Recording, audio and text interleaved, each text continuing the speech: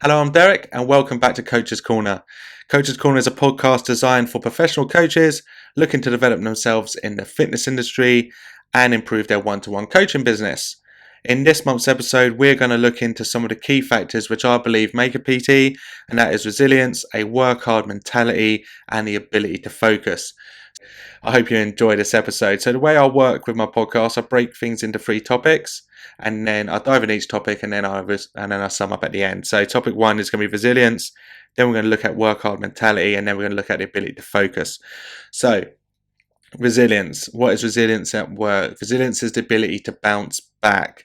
So the ability to bounce back when things don't go to plan. So you're delivering 20 sessions a week, you lose a few clients, you go back to 12, right down to 12 sessions a week. You need to dust yourself off, get back up, meet new clients, go again. If you something goes wrong, you look to start in another gym. It's not exactly what you think, but you've committed to the move. That's fine. You need to look at how you're going to build, how you're going to grow.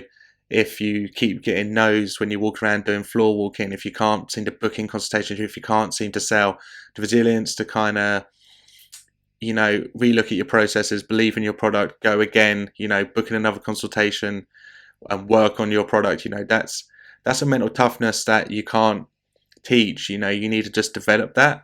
And all the best PTs have this, whether they know they've got this, they just do. But sometimes people get quite stressed out and they don't want to look at themselves that way. They don't want to work on themselves that way. And that's when PT doesn't work out for them. So let's talk about resilience. So I was actually listening to a podcast with Bear Grylls on the other day, and he talks resilience as the currency of life, and with the never give up spirit, and he calls resilience as the one true equalizer amongst people, and I kind of agree with that. It is the one. Resilience, hard work, the ability to focus. We've all got that in us. But the ones that work on it and develop that as a life skill is not something is what separates us as we start to grow in the industry. I always look at PTs in a gym. Like, look at your current gym. There are people doing well, and those PTs that are doing well are always doing well. The PTs that are delivering 25, 30 sessions a week, they always seem to be delivering 25, 30 sessions a week. And the people that are struggling, unfortunately, are the ones that are always struggling. They've never been to the top. They might have been there for years, but they've never been to the top, because they got the same bad habits. They got the same, they got the same work ethic, and they're just kind of getting by on a few clients, but they're never growing. And the people that are doing the big sessions, that are, living the dream, living the PT dream, they've got resilience, hard work, mentality, and ability to focus about them. They just have, and that's why they're doing well. And the one true equalizer is, the ability to bounce back and fight off negative energy and go again. And that's something I would say with resilience is you need to always think positively. You need to always, have the ability to brush off when things don't go well. So when you get no's, when you're price presenting, when you're going around floor walking and you can't make a conversation, the PT that comes back the next day and gets back on the gym floor to commit to 2 hours of floor walking, that's the PT that's going to make it.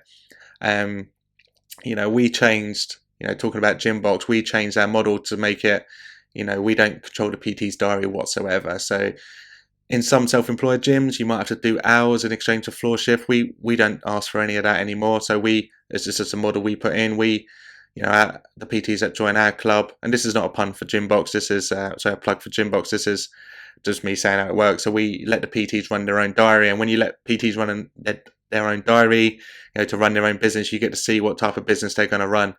Some PTs would be scheduling out 2 hours floor walking, and they'll be there 12 to 2 floor walking, 5 to 7 p.m. floor walking. Other PTs will pop their head in, it's not busy enough, then walk out. The PT that turns up and commits to 4 hours floor walking a day, every day, even if they're like struggling to grow at the beginning, that's the PT that's going to make it. And I remember there was this, I'm not going to mention her name, but there's this PT I worked with earlier this year. And she was one of the, she's just such a great coach, great energy about her. And I remember she was doing everything right. And, we're 4 weeks in, we do our monthly catch up. She's got a couple of sign-ups, but she's not where she thought she was going to be. And I'm like, stay with it. You're doing great. And she had to overcome all this. There was other PTs in the gym, but she kept digging out. And I remember I was just saying, you've got to wait. You've got to just keep putting in the effort. You've got to give it 12 weeks. Don't quit before the 3-month point, because you've not given it enough time. And she kept showing up, kept doing her Instagram, kept doing her tutorial videos, kept meeting people on the gym floor. And then by the time we got to month 3, she didn't even have time to talk to me. She just said she's too busy. And literally, all the hard work she did in month 1 quickly catched up in month 2. And then by month 3, she was flying, absolutely flying. And hopefully she listens to this podcast, because she'll know exactly who she is. But you need to have that ability to come back when things don't go well, or when you're a bit stressed out, or when you're feeling a bit uncomfortable. And the people that do have resilience to grow when things are uncomfortable are the ones that are going to make it. And with that, you need to stay positive. And whenever you're trying new stuff, you also need to avoid negative chat all the time. I talk a bit about this on the course of how you can, of like the success loop, and I might do a podcast on that another day. But you need to avoid negative people. You need to avoid well, what I find was quite funny is in the employed world. So I've worked as a PT manager in the employed model of Virgin Active, and in the self-employed model of Fitness First and Gymbox. And in the employed model, what I find is the employed PTs, where the client pays the gym and the gym pays the PTs. The employed PTs, when things ain't going well, they blame their PT manager, because the PT managers employed them and then put them in the gym. So they blame, when their business is not going well, they blame the PT manager and they blame the gym. In the self-employed world, where they're paying a license fee to be there and the clients pay them and they run their own business, when things ain't going well, they blame the PT manager and they blame the gym for there not being enough leads or whatever. And the PTs that do well don't look for leads from the gym. The PTs that are doing well, if their boss says this person's booked in has asked for a consultation with a PT and gives you a name that way, the PTs that are doing well are not looking for them. But when they do get them, they're like, okay, mate, they really appreciate it. Thanks, mate. That's great help. And that's like an extra name added to their list that they weren't expecting.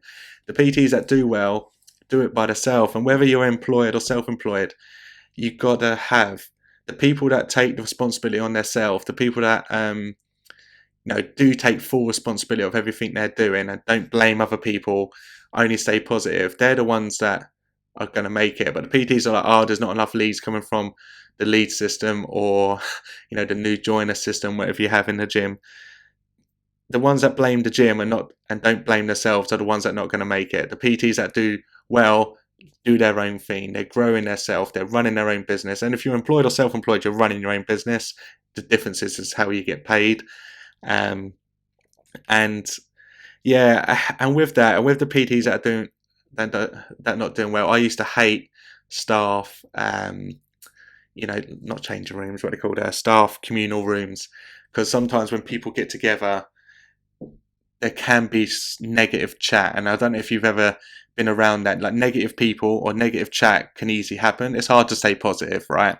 It's hard to always, so if you want to have a little slagging off match with somebody, it's easy. If you want to talk negatively about something, it's quite easy to get some people together and just talk negatively about something. It's so hard to always be positive. So if you see people together that are being all negative, you need to stay away from them.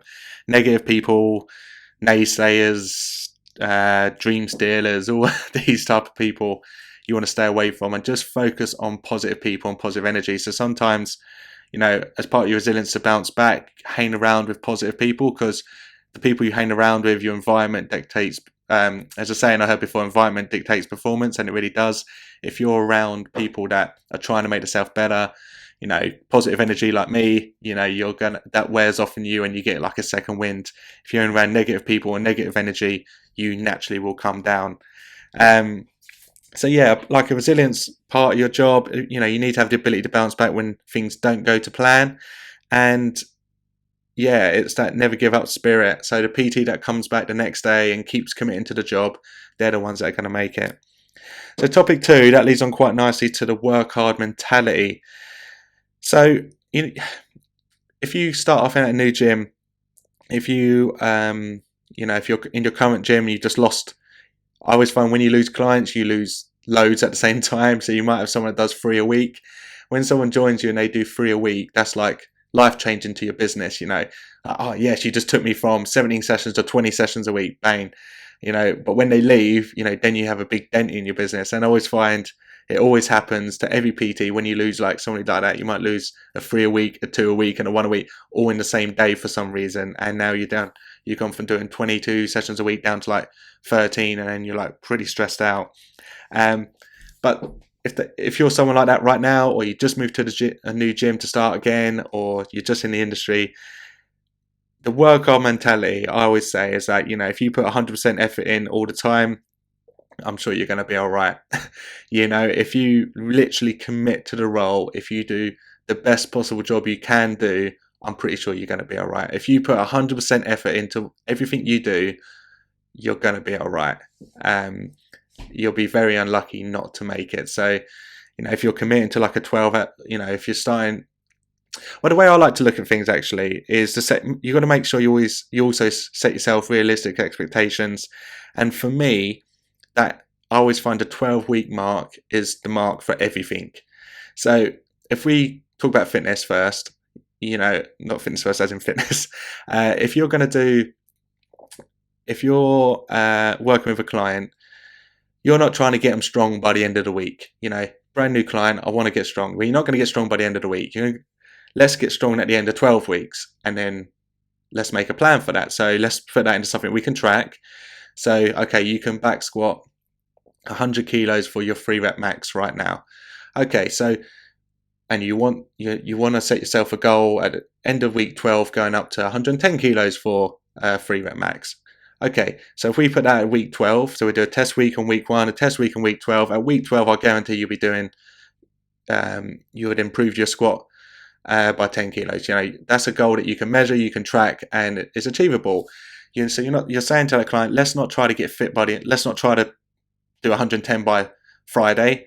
Let's not try to do 110 by week 2. Let's try to do it in week 12. And what we're going to do instead of max lifting every week, we're going to look at your mobility. We're going to look at the way you move. We're going to look at doing some single leg work, doing some volume. We're going to really rip your squat apart and work on every aspect of your squat, and then put you through some strength cycles. And by the time we hit week 12, we'll be ready to do a test week.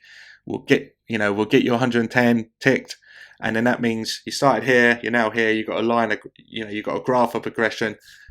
That's how you would advise somebody if you're going to do a fitness goal with them. If you want to run a sub 25-minute 5K and you're currently on around 27 minutes right now. Okay, well, let's not do a max effort 5K every week. Let's do some endurance work. Let's do some interval work. Let's look at doing some single leg strengthening work. Let's look at your movement literacy. Let's do a load of interval training at negative splits, and let's do some paced 3K runs. All this stuff will happen for the next 12 weeks, and then week 12, we'll do a 5K test, and I guarantee you'll be sub 25 minutes. Something like that. That's how you would talk if you was talking in fitness.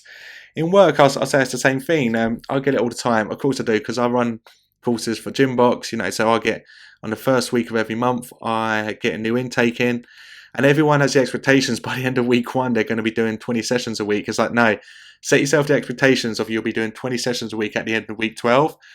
Reverse engineer, everything needs to happen over the next 12 weeks, everything you need to get better at, lay out every single one of your processes, from how you're going to meet a client, how you're going to run a consultation, how you're going to price present, how you're going to collect payments, how you're going to do contracts, what software you're going to use to run programs, how you're going to goal set with them. Lay all that out, find as many gaps as you can, fix every single area of that, and then have a goal every week. And then over that 12-week process, by the time you hit week 12, you'd have hit your goal of delivering 20 sessions a week.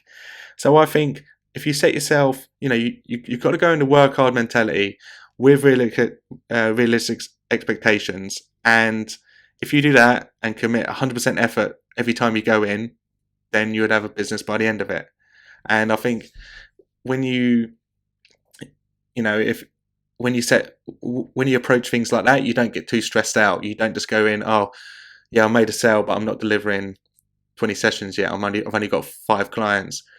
But you've got 5 clients in 2 weeks. That is massive. I always see it like that. So you just got to say, right, my goal is to be delivering 20 sessions at the end of week 12. what do I need to do, rip everything apart, and then build up. Same as a fitness goal. If you want to achieve something, you're not going to achieve it by the end of the week. You're not going to achieve it at the end of week 2. You're going to achieve it at the end of the training phase. What do you need to do to make that even possible? Yeah. So with putting the work in, you need a structure to your day. So I don't really know how the employed world works now. Sometimes you have hours that you have to do. In the self-employed world, you normally just run your own diary. So you want a structure to your week.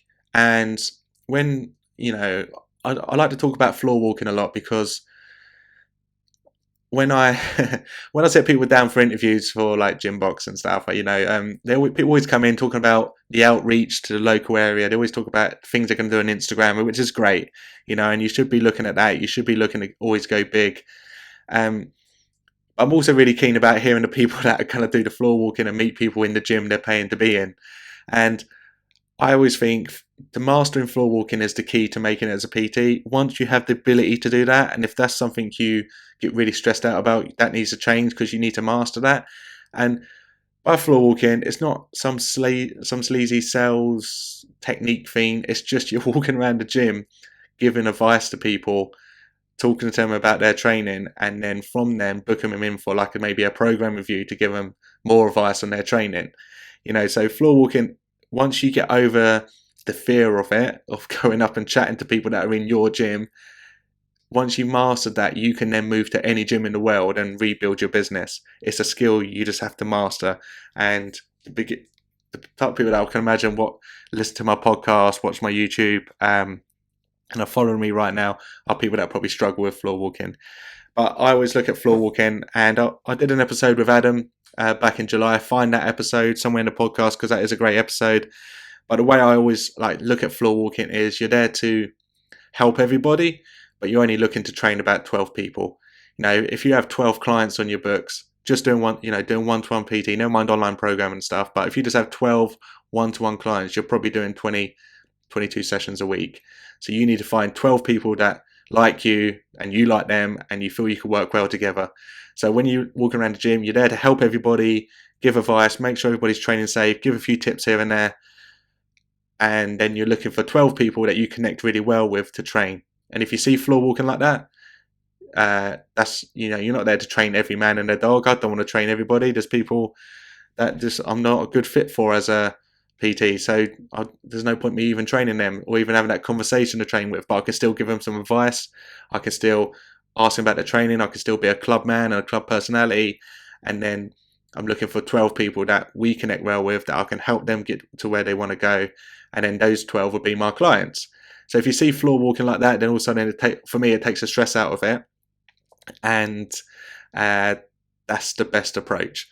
So with that, so with the work on mentality, you need to put the hours in. So you need to have structure. So going back to, sorry, I went a bit of a tangent there. Going back to floor walking, if you're going into floor walking, you want no more than like a 2-hour period at a time. So you want to go in, right, I'm going to floor walk 5:30 to 5:30 to 7:30, a 2-hour window, because that's peak time in my gym. I want to, I want to fill my diary, so I've always got peak time slots in the evening. I want to do a 5, 6, 7 o'clock client eventually. So if you want to do a 5, 6, 7 o'clock client, you need to be there at that time. So you might go in, right, I'm going to schedule out this 2-hour window, 5:30 to 7:30, and I'm going to be in the best mood. Be well dressed, ready to work, and I'm going to commit 100% energy for that 2-hour period. You can't spend all day in the gym, 100% energy, doing your best. You want to schedule your diary where this is the time I need to be on. I'm going to be switched on during this period, 2 hours, give us max value, be a club man, go meet some people, and then you'll back off, and then you'll do something else. So plan your day that way. I always tell when PTs start out, let's say you're going to be a lunch and evening PT. That's what I always am. So you might go 12 to 2, I'll floor walk, 2 to 3, I'll do some admin, 3 to 4:30, I'll train, shower, have some food, then 5 to 7 floor walk. Your diary's booked out with purpose, and you're given 100% to each purpose, and then you're committing to the job, and then the resilience to show up next day and do it again. 12 to 2, 5 to 7. Next day, 12 to 2, 5 to 7 floor walk. Do an hour of programming and admin, an hour training, If you plan your day like that, then and you give yourself realistic expectations, you're you're going to get there. And with like having a work hard mentality, standards come with that as well. So timekeeping is one of my big things. The ability to be a PT is to have a well organized diary and run your diary very well. I normally mention timekeeping in a lot of my podcasts. Of like, that's a skill that requires that's a skill that everybody has within them, and some people are just really bad at. But that's a skill that requires no skill. Being on time requires no skill. That's what I'm trying to say. It's something you should just do. And if you're bad at timekeeping, you need to change that way quickly. But having standards, being on time all the time, even for your floor walking sessions, if you said to yourself 12 to 2, I'm going to be floor walking, then 12 to 2, you better be floor walking. Dress code, whatever your uniform is. For example, in Gymbox, we give everyone black t-shirts, and it's like wear your own shorts and trainers. So have a uniform, have smart, clean trainers to wear, have smart, clean shorts to wear. I'm full Noble all the time. So like, I'll be like, okay, Noble shorts, Noble trainers, Gymbox top on, bang. That's me dressed for work, iPad in hands. If you wonder what I'm looking at throughout this, I'm just always looking down at my iPad. And then that's me dressed for work. And yeah, be a club man, have the standards in the club where people look at you. Oh yeah, I know Dale, he works at Gymbox. I know what he's about. I know what type of training he is. He's a good bloke. Be that type of good personality around the club as well. Okay, so resilience you need for the ability to bounce back when things go wrong and you don't get yourself down and you have positive energy. The work hard mentality is about just putting the effort in, having structure to your day, and then when you do go to your day, you do it with purpose. And then finally, the ability to focus. Now, I just read a book called The One Thing. I can't believe it took me so long to read it. That book has been on my I say read, I mean listen to. I always listen to books on Audible. That's been in my wish list for ages, and it's just I knew it was one of the top books, but it took me ages to listen to it for some reason. And one of the PTs at Gymbox told me to listen to it, and I'm a huge fan. And it's really good. It's really good about it's just a book about focus. It's a book, The One Thing is about not to give it away, but having just one focus at a time, and chucking everything towards making that focus happen. So the ability to focus on your day and the ability to get stuff done, so you don't go off in little random tangents and just do random stuff throughout your day. I always find it funny when PTs spend 16 hours in the gym. They're there at 8, they're there at 6 in the morning, they're leaving at 9 p.m. at night. It's like, what did you do today?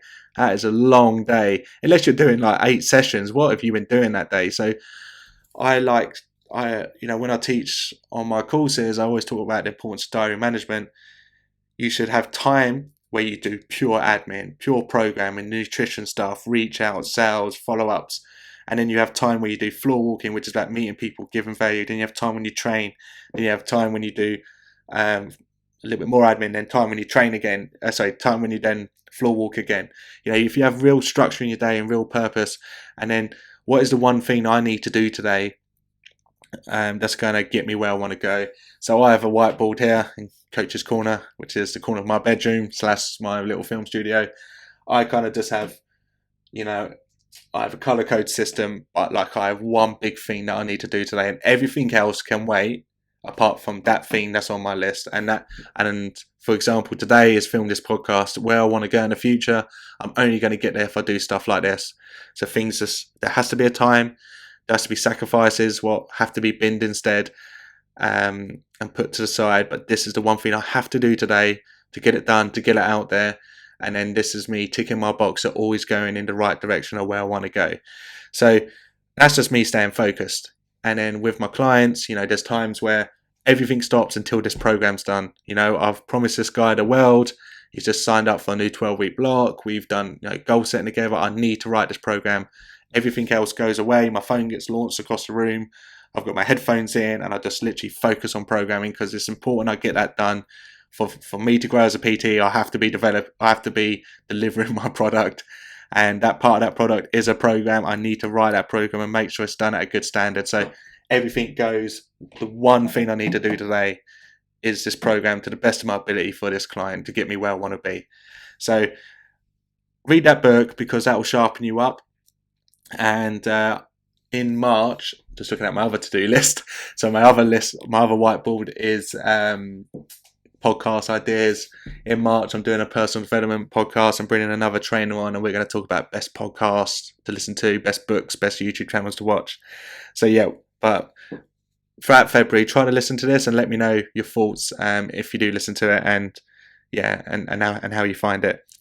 But yeah, so with that, so you get focused, you have the things you want to focus on that day, and when you get stuck, when things go wrong, when you're not making that sale, when you're not meeting enough people, always got to think possibilities, not problems. Yeah, do not be a problem person.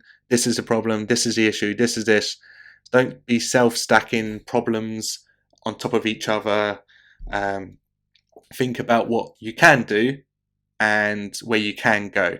So what I mean by self-stacking is the gym's empty. There's not enough people here. I think everybody knows what they're doing anyway. The members are quite advanced. I'm not actually that good of a PT anyway. There's better PTs here. Maybe I should go away and just study more before I do this job. Maybe I'm not in good enough shape right now. I'm rubbish at floor walking. I'm rubbish at sales. Sales is, I can't sell I can't sell anything. All these problems are just stuff you've stacked on top of each other. These are just like issues you've made up yourself in your head. It's called self-stacking. And when you self-stack, you can quickly go into a negative spiral that can go on, and then that can either lead into, depression and, definitely fitness stress, but stress and depression, and eventually leaving the job. Where actually, instead of self-stacking problems that don't exist, you've just got to think about possibilities of where you could go. Actually, I'm pretty good. I do really know a lot about this. I just need to find 12 people. That member is really skilled. That's fine. I won't try to sell to him. He's not my ideal client. I just need to find 12 people that, suit me, suit my style of training.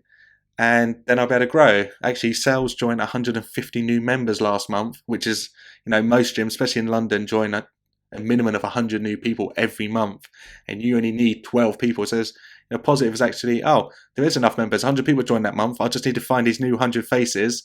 Never mind about all the members that are currently there. Let's find these new 100 people and try to get 10 that suit me. I do know enough. I am a good trainer. I am passionate about this job. I do love fitness. So I just need to share that with somebody else. So what do I need to do?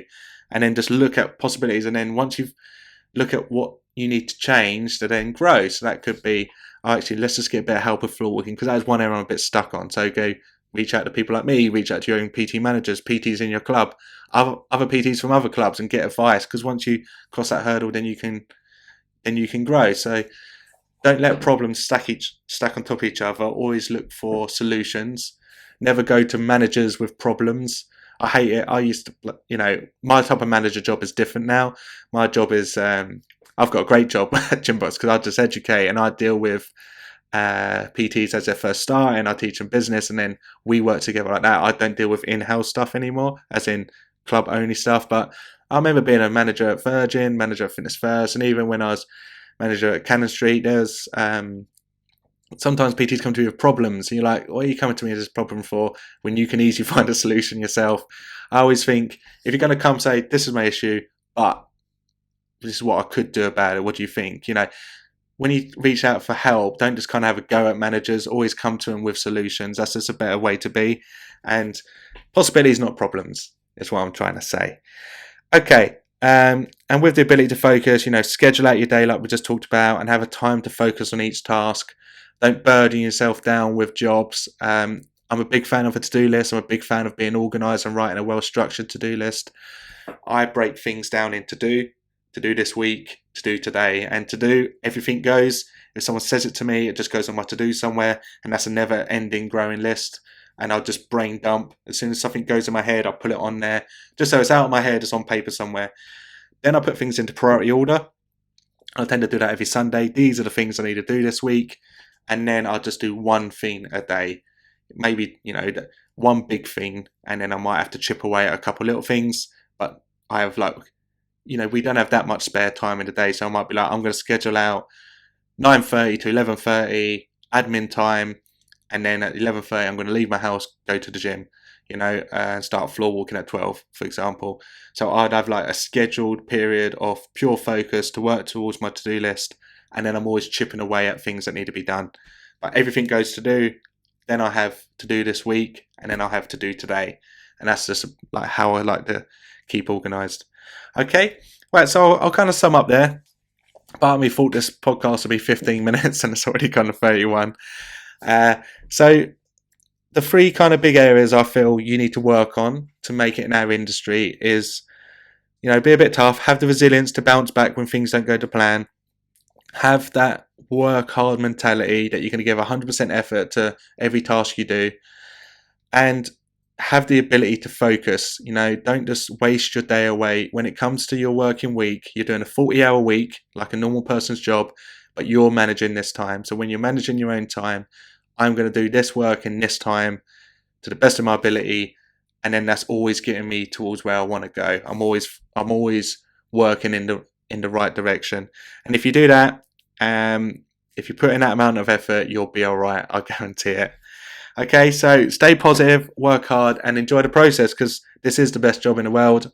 I absolutely love it. I can imagine, loads of people leave corporate jobs to come join our industry where they've done their job for 12 years and it's like, right, I don't want to be stuck behind a desk anymore. I want to work in fitness. We're in the industry. It is a great job. We work with great people. We make a great impact. We are such good assets to the gym you're in. You always got to remember that. You always got to see yourself as an asset to your gym. Not only do we train members in that gym and keep them progressing in the right direction and paying membership, but we also give value to the other members.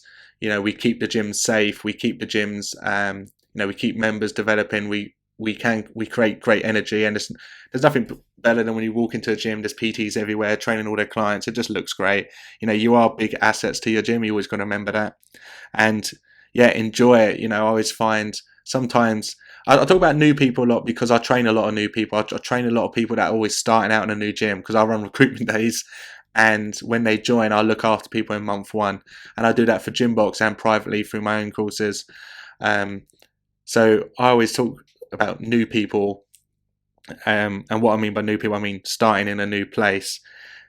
You always try to excel too quickly. You try to get to 20 sessions a week by the end of week 1. And it's like, no, commit to doing 20 sessions a week by week 12. And we're going to work back from week 12 and tackle all these different things along that way to make sure by the time we hit week 12, you are fully up and running in the best way possible. So you've got to see that as a process, enjoy the process, because we're very lucky to have the job we do.